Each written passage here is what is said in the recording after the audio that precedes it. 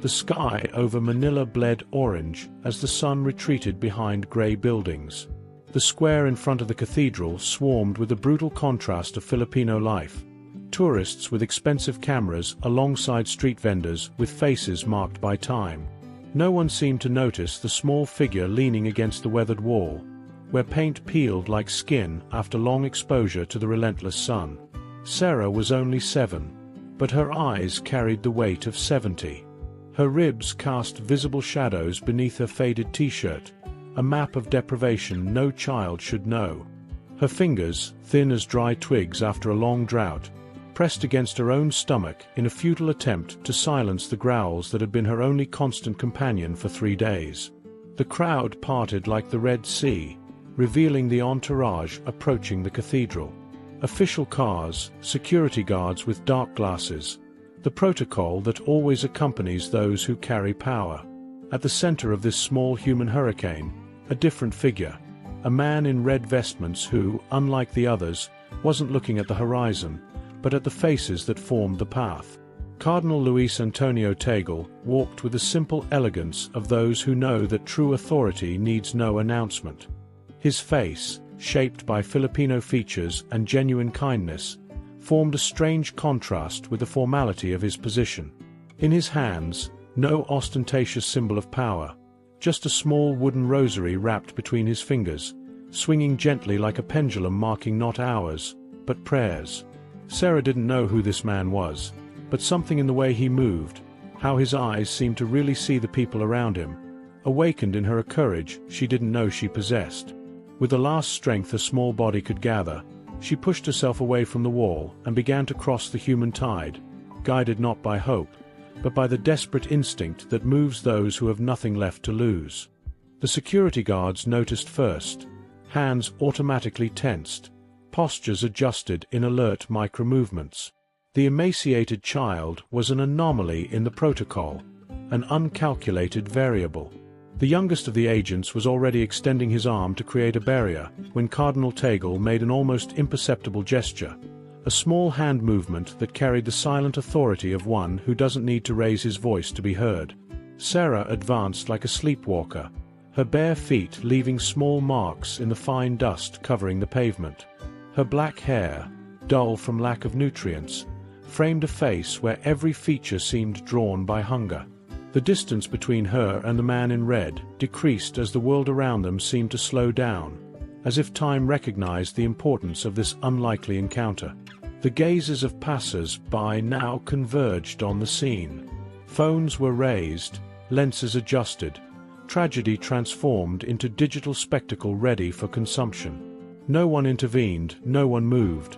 They just watched, with that distanced curiosity that characterizes an era where everything is content, but nothing really matters.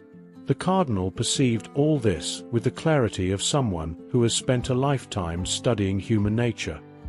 His eyes, however, were fixed only on the child approaching. There was no pity in his gaze.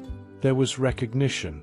The kind of look that doesn't just see present misery, but perceives the dignity hidden beneath layers of suffering, the divine image that remains intact even when everything else has been stripped away. When they finally stood face to face, separated by just 2 steps, time seemed to suspend its march. Sarah stopped, suddenly uncertain, like a wild animal that has come too close to civilization and no longer knows how to proceed. Her stomach chose that moment to protest violently, a growl that echoed in the sudden silence that had formed around them. Shame colored her hollow cheeks as her eyes, for the first time, directly met the Cardinal's. The world watched in suspension. Journalists present to cover the official visit now redirected cameras to capture the unexpected moment. Authorities exchanged tense glances, uncertain about the protocol to follow. The carefully planned agenda disintegrated in the face of humanity's oldest unforeseen event. Hunger stamped on a child's face. Cardinal Tagle did not hesitate. With a fluid motion, he crouched down until he was at Sarah's eye level, eliminating the vertical distance that separated their realities. His red vestments spread across the dusty ground like blood on dry earth. The symbolism wasn't lost on the photographers present. ecclesiastical dignity voluntarily leveled to the dirt of the streets, power bowing before fragility. The cardinal's hands were surprisingly simple for someone of his position. No ostentatious ring, just subtle calluses that spoke of a life not limited to ceremonies and documents. These hands now extended toward Sarah, not in a gesture of distant charity, but as one offering partnership. There was something in the way his fingers curved that didn't suggest giving, but sharing, a subtle distinction that completely changed the meaning of the gesture. The silence around them deepened, almost palpable. The only sounds were the child's accelerated breathing and the distant whisper of Manila traffic. This sonic vacuum amplified every movement, transforming simple gestures into declarations. The official entourage remained motionless, as if any intervention would be a profanation of the moment unfolding. Sarah's expression oscillated between distrust and desperate hope. Her small body trembled slightly, not just from physical weakness, but from the emotional intensity of the moment. In her dark eyes, the silent question that all abandoned children carry, "Why should I trust?" fought against the primordial need to believe that someone, finally, was really seeing her. The cardinal removed a small package from his pocket. It was nothing extraordinary, just his own lunch that an assistant had prepared for after the ceremony. A simple sandwich, an apple, a small packet of homemade cookies.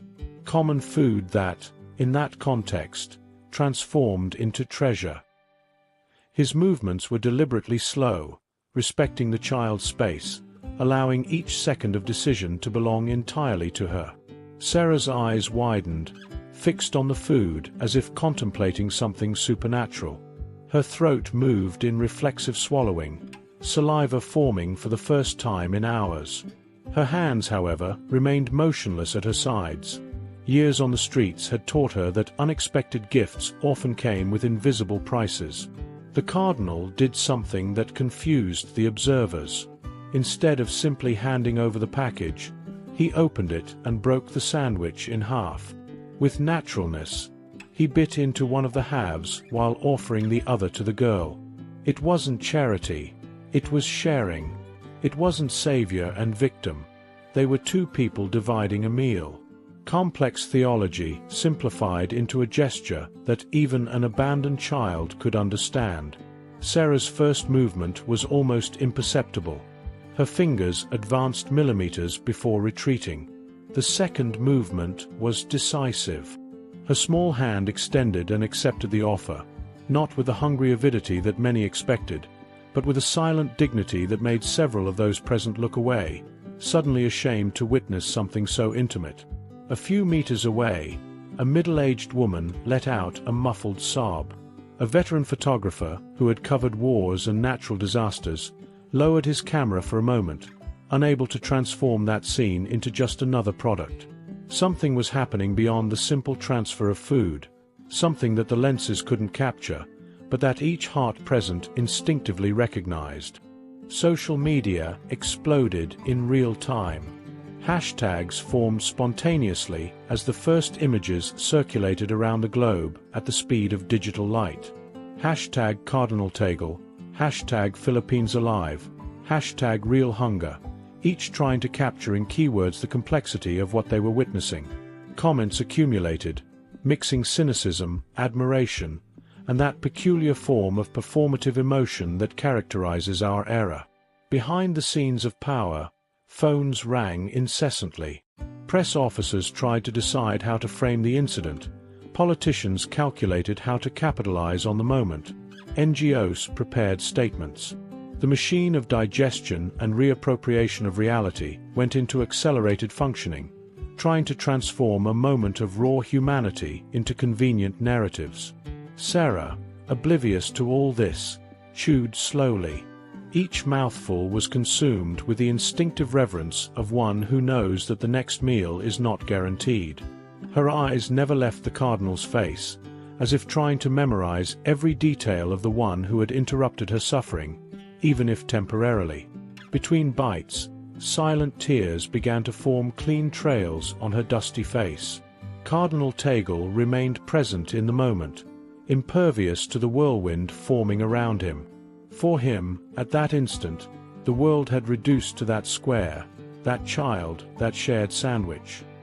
His years of theological formation, his ecclesiastical responsibilities, his diplomatic commitments, all suspended in favor of the radical simplicity of human encounter. A growing murmur began to form in the crowd. The scene had awakened something dormant in those present, discomfort in some, guilt in others, hope in many. The reality of child hunger, usually abstracted in distant statistics and reports, materialized there, impossible to ignore.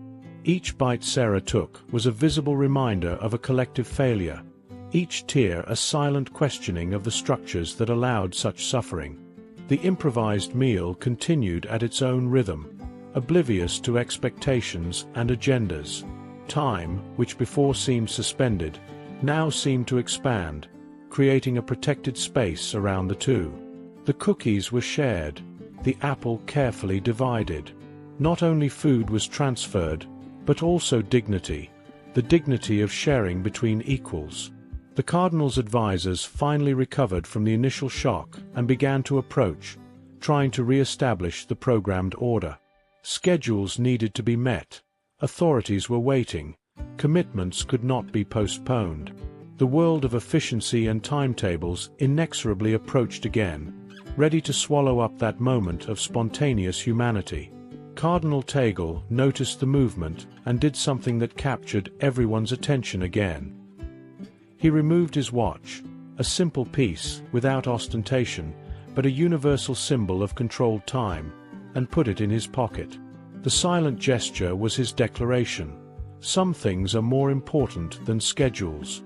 Some encounters cannot be rushed. Some moments belong to eternity, not to the calendar. Sarah had finished eating.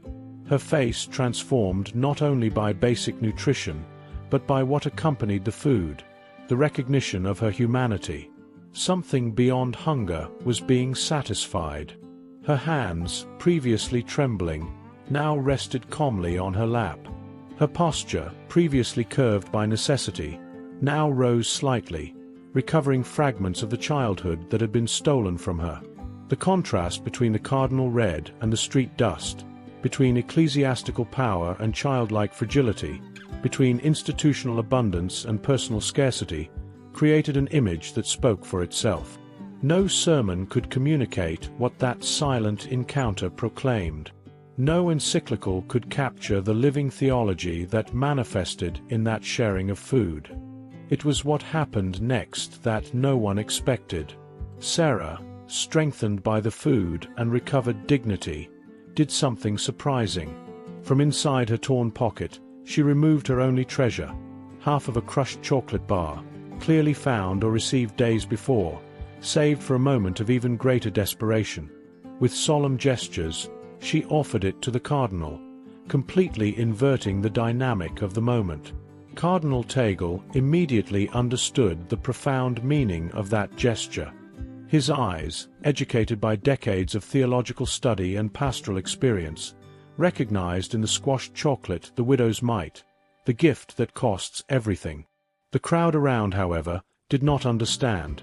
Confused murmurs, nervous laughter, the incomprehension of those who have never known the generosity of those who have nothing. With genuine reverence, the cardinal accepted the gift, not with condescension, not with that polite smile that adults reserve for childish gestures, but with the solemn respect due to sacred offerings. His fingers touched the melted chocolate as if handling consecrated gold. He carefully broke it and, keeping his gaze fixed on Sarah's eyes, placed his half in his mouth, sealing the invisible pact of reciprocity. It was at this moment that the first tears began to fall among the spectators.